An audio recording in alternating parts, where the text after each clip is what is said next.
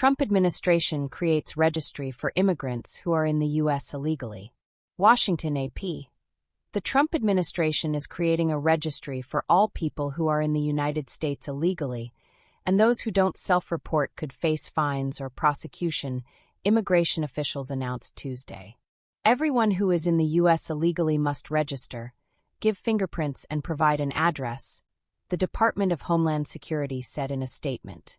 It cited a section of the Immigration and Nationality Act, the complex immigration law, as justification for the registration process, which would apply to anyone 14 and older.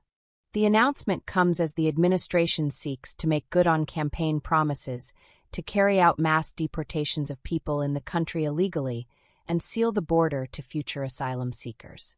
An alien's failure to register is a crime that could result in a fine, imprisonment, or both, the statement said.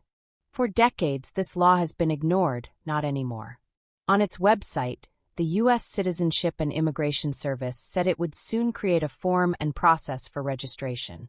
In one of his 10 Inauguration Day executive orders related to immigration, President Donald Trump initially outlined plans for creating a registry and required that Homeland Security immediately announce and publicize information about the legal obligation of all previously unregistered aliens in the United States to comply. It was not immediately clear how many people living in the country illegally would voluntarily come forward and give the federal government information about who they are and where they're living. But failure to register would be considered a crime, and the administration has said its initial priority target for deportation is people who've committed crimes in the U.S.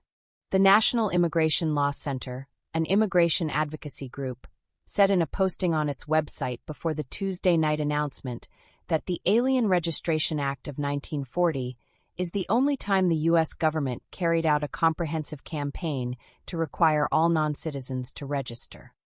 The organization said under that process, people had to go to their local post office to register, and the goal was to identify potential national security threats broadly characterized as communist or subversive. The group warned that the registry was meant to help find potential targets for deportation. Any attempt by the Trump administration to create a registration process for non-citizens previously unable to register would be used to identify and target people for detention and deportation, the organization said.